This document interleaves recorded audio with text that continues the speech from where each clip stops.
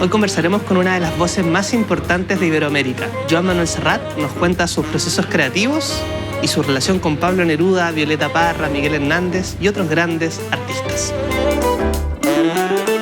¿Cuáles son los desafíos de pasar del cuento a la novela? Conversamos con la escritora Paulina Flores sobre lo que se viene después de su exitoso volumen de relatos Qué vergüenza. En la sección La Vitrola, el rock de Fósil baja sus decibeles para reversionar al poeta Raúl Zurita. Y también les recomendaremos 3 librerías con un sello particular en el centro de Santiago.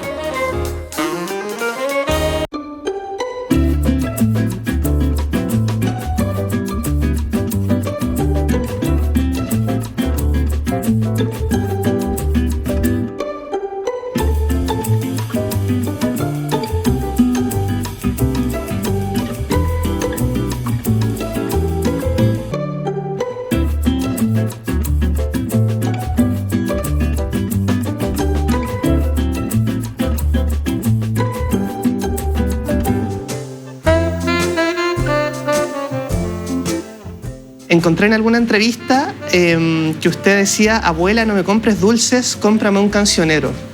Podemos volver a esos años de infancia y su relación, básicamente, con la música y también con la lectura, ¿no? A través del cancionero. Mi abuela tenía una peseta para obsequiar a su nieto los domingos cuando me sacaba de paseo. Entonces, junto a su casa había un hombre que instalaba sus puestos de barquillos, junto a otro que tenía un puesto de publicaciones, ¿no? Publicaciones, revistas, periódicos. Y mi abuela me ofrecía el dinero para que me comprara los barquillos. Yo le decía: no, abuela, no, yo prefiero que me compres los cancioneros. Prefería que me comprara aquellos libritos de colores en los que estaban las letras de las canciones y que me permitía a mí poder cantarlas con la menor cantidad de errores posibles. Yo era muy chico, yo tendría 5 o 6 años, no tendría más. Eso tiene que ver con la lectura, con aprender a leer, pero yo me preguntaba, ¿quién le enseñó a escribir a Joan Manuel Serrat?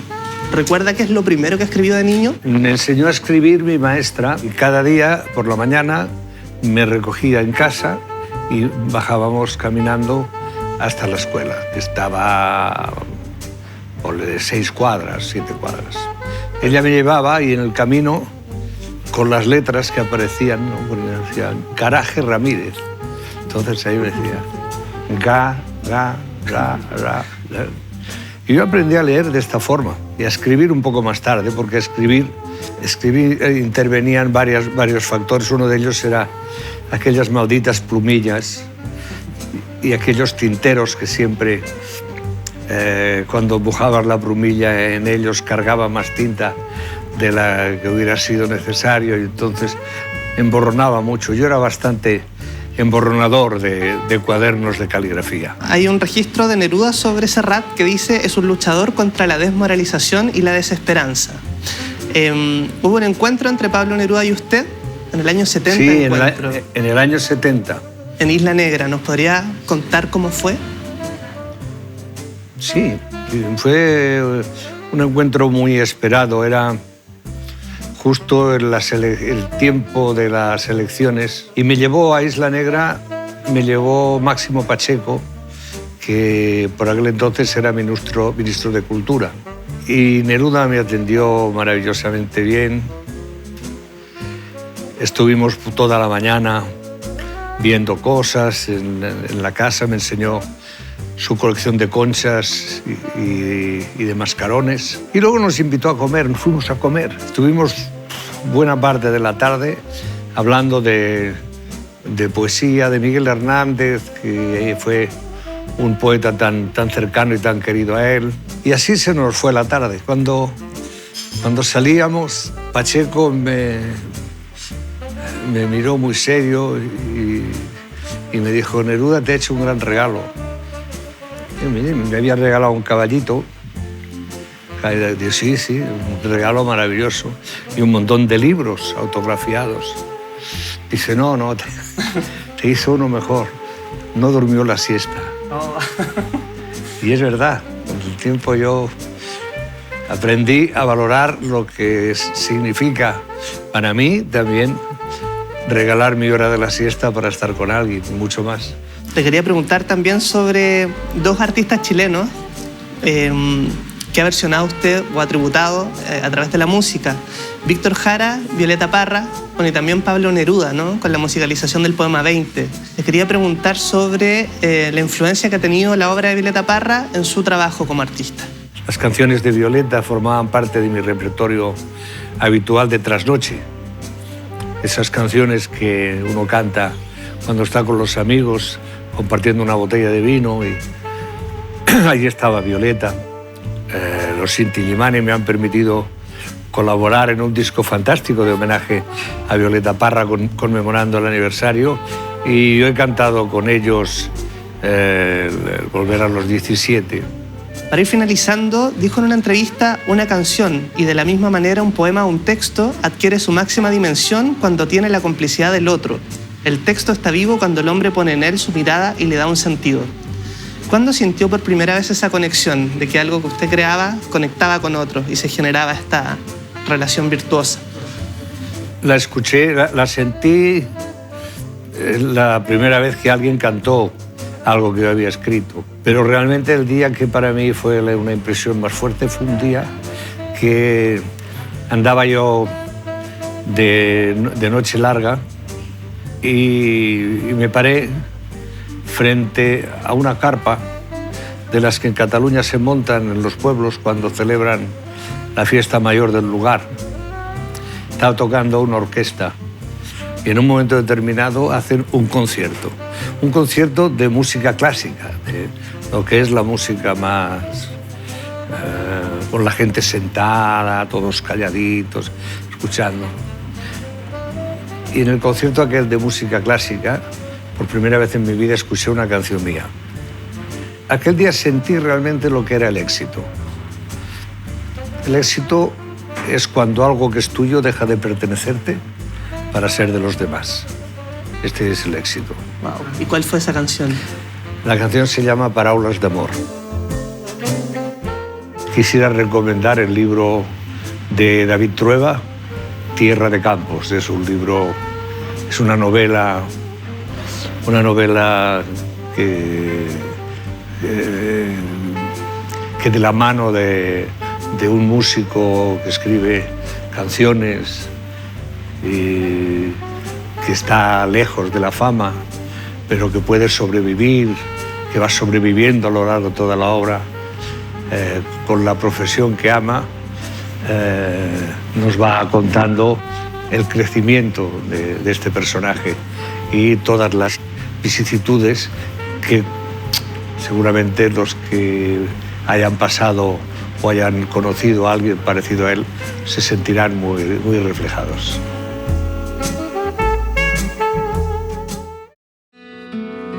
Mañana me marcho, papá.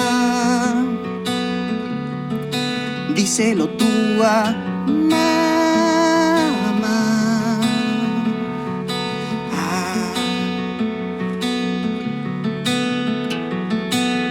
Voy a quitarle el óxido a la bicicleta y tomaré por el viejo camino que dejó el río al secarse. No más libros. Ves allá al fondo esas montañas, sus cumbres tapadas. Quizás llueva, te imaginas el mar cubriendo este pedrerío.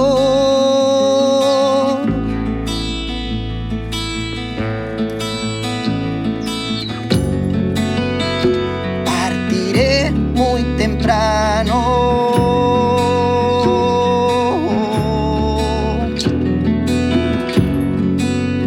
para que nadie lo advierta.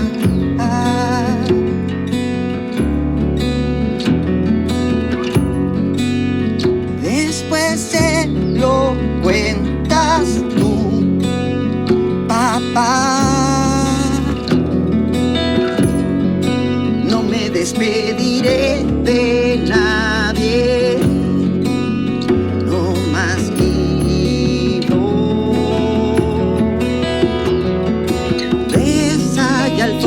esas montañas, sus cumbres tapadas, quizás llueva. ¿Te imaginas el mar cubriendo el pedrerío? ¿Te imaginas el mar cubriendo el pedrerío?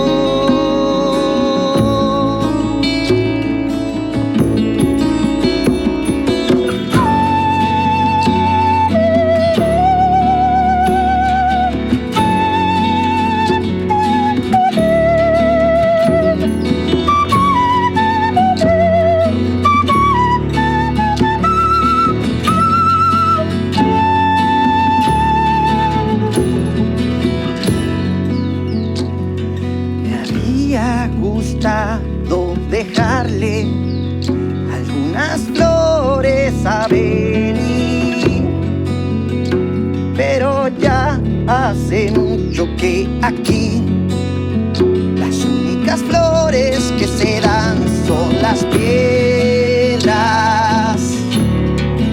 Hondo es el pozo del tiempo.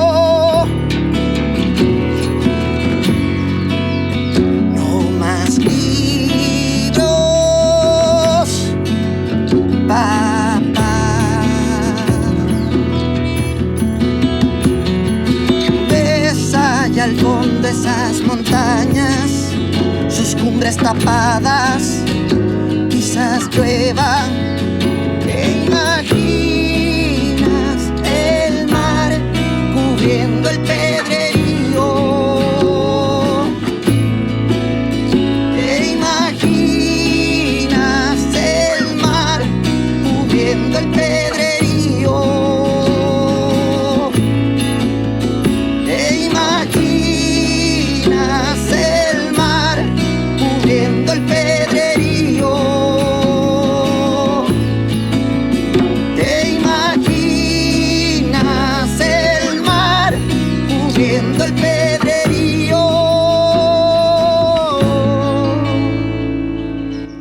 Hola, somos Fósil. Cantamos Cielo Abajo de Raúl Zurita.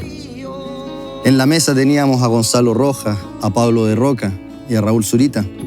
Y al abrir el último libro, nos enamoramos de la ternura de este poema.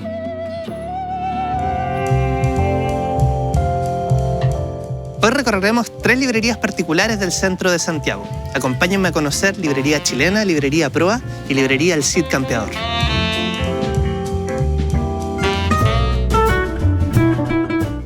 Los relatos de Qué Vergüenza se centran en distintas localidades. Por ejemplo, hay uno que se llama Talcahuano, tú hablas de Conchalí, Ñuñoa, y también se mueven en distintas épocas. Hay como referencia a los años 90, a la crisis asiática, pero también al presente con el uso de redes sociales y las conversaciones más instantáneas. ¿Hay alguna frase o hay alguna situación que gatilla la escritura de algo así? A veces pueden ser imágenes, algo que escucho o que miro en la micro, otras veces puede ser una historia, una anécdota que me cuenta alguien, como eso en general. Y después en mi mente es como que voy haciendo la historia, digamos, generalmente así. Pero no tengo una fórmula, como que va llegando, es como un poco misterioso en ese sentido, como que llegan ideas a la cabeza y después se van desarrollando como en términos argumentales. Casi siempre me preocupo harto del argumento, o sea, como del conflicto, y después voy viendo los personajes y así.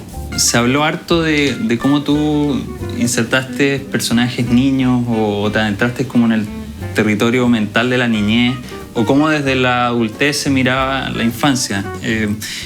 ¿Qué provecho literario viste tú como en esa tensión entre lo que los personajes eran y lo que habían sido? Yo creo que más allá de que sean niños o no, tiene que ver justamente con la pregunta sobre el origen. Como creo que en Chile sobre todo el pasado y el origen es un punto problemático. Mi generación no está teniendo hijos ni haciendo familia y está como bien ensimismada todavía, y eso te permite una conciencia, una hiperconciencia sobre el pasado, como más tiempo para pensar, reflexionar sobre el pasado. Y muchas veces lo que los personajes hacen es justamente encontrar como una respuesta a quiénes son ellos ahora. Esa respuesta no tiene por qué ser verdadera. Generalmente es bastante engañosa, pero a veces uno necesita mentirse para poder seguir adelante, ¿no? Mi madre era una mujer inteligente y ambiciosa. Dirigía la mirada siempre hacia adelante, sin preocuparse por lo que dejara atrás. Lo sé porque siempre me contó historias de su infancia pobre y cómo la había superado. Mi madre creía que podía deshacerse de sus orígenes de manera rápida y fácil, automática, como quien se sacude la tierra de la ropa tras una caída. Era esforzada y durante un tiempo optimista. Pensaba que era suficiente con tener bien definido lo que uno quería. Supongo que cuando conoció a mi padre debió parecerle un emprendedor. Pero sus planes siempre fueron cuesta arriba. Primero quedó embarazada y tuvo que casarse. Después acompañó a su esposo en todos sus proyectos. El esposo quedó cesante y pronto se dio cuenta de que también eso, el matrimonio, había fracasado. Claro que mi madre jamás habría pensado en separarse, al menos no en esa época. Por un lado, era demasiado conservadora.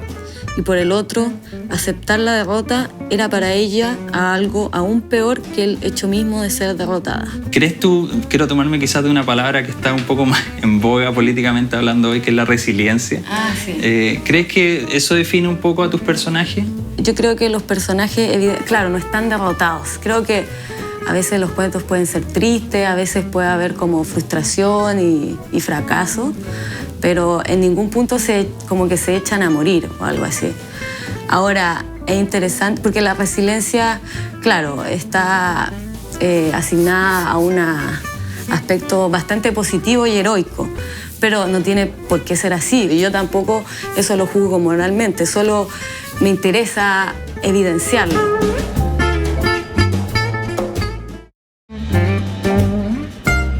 Tú en este momento estás embarcada en la escritura de una novela. ¿Cuál es el desafío en el proceso de escritura de pasar de relatos más cortos a quizás algo más extenso que requiere, digamos, otra técnica narrativa? Sí, claro, como que te enfrentas a este otro género que también es muy diferente según cada escritor. Pero ya cuando me puse a leer muchas novelas, desde los clásicos Ana Karenina hasta cosas más actuales, y un poco para entender justamente la trama que está detrás, cómo funciona el reloj, ¿cierto? Y claro, como que logré entender que lo que pasa es que sigues al personaje no sé, es como un árbol que le crecen ramas por todos lados y de repente te puede ir por acá y irte muy lejos y después volver. De repente me gusta eso de que no tenga tanto sentido, que puede ser como más efímero, como no tiene que cuadrar tanto, pero a la vez cuadra también. Has dicho en algunas entrevistas o has declarado tu obsesión por la literatura o que la literatura es tu religión. ¿De qué modo tú profesas esa fe más allá de la escritura? La escritura, incluso un poco secundaria también. Lo primero fue leer y como, no sé, yo soy mucho de si me gusta un autor, leerme todos los libros que puedo encontrar sobre ese autor, encargarlo. Y en ese caso soy muy ortodoxa, como que no soy como, ay, que me lleguen las palabras o la literatura, no sé qué. No, a mí me gusta un tipo de literatura, ¿cachai? Como este tipo. Cuando era muy chica, aposté todas las fichas por esto, sin entenderlo bien tampoco. Y es lo que sigo siendo en la actualidad, como que trato de bajarme lo más posible las horas de trabajo, cosa de tener tiempo libre para escribir, para leer, para dar una vuelta, etc. No, sí, es bacán. Es bacán ser escritor. Hola, soy Paulina Flores. Les recomiendo el libro Sutre de Cormac McCarthy. Sutra es un personaje adorable que abandona todo, su familia, su casa, y se convierte en pescador, una especie de vagabundo andante. Y lo estoy leyendo ahora y me tiene impresionada. Hoy los invito a recorrer conmigo 3 librerías que me gustan mucho del centro de Santiago. Vamos a conocer la librería chilena, fundada en 1917. También vamos a conocer la librería Proa, lugar donde puedes encontrar libros que pertenecieron a bibliotecas de interesantes personajes. Y también la librería El Cid Campeador, donde podremos conocer de la mano de su dueño joyas bibliográficas como primeras ediciones firmadas por Pablo Neruda. Venir a Librería Proa es una experiencia en sí, porque gran parte de los libros que están acá fueron de embajadores, académicos, historiadores o personas que finalmente decidieron entregar sus libros a Librería Proa para que encontraran nuevos lectores. Como por ejemplo este, que es el Santo Rosario, por José María Escrivá de Balaguer, con estas bonitas ilustraciones inspiradas, por cierto, en la Biblia. Esta compilación de hojas selectas, una revista para todos, instrumentos musicales araucanos, es uno de los artículos sobre arte popular de Ereste Plat que vienen incluidos en esta edición de la revista En Viaje, que podemos encontrar acá en Librería Proa, que fue fundada en el año 1952, y lo interesante es que uno puede encontrar una diversidad de libros sobre ciencia, literatura, muchas rarezas a muy buen precio.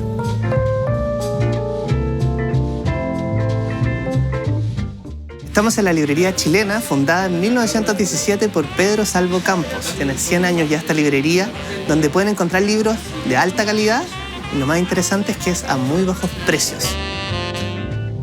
Empezó con pequeños libros. Él trabajaba con libros hasta en unos canastos. Yo me acuerdo de esos años, ponían unos canastos así, y así empezó a vender sus libros. ¿Qué es lo particular de esta librería que no hay en otras? Que los libros están más baratos. El que compra por otro negocio puede comprar un libro, y aquí compran 2 o 3 por el precio de uno. Otra de las características de esta histórica librería es la atención, que es muy especial y personalizada.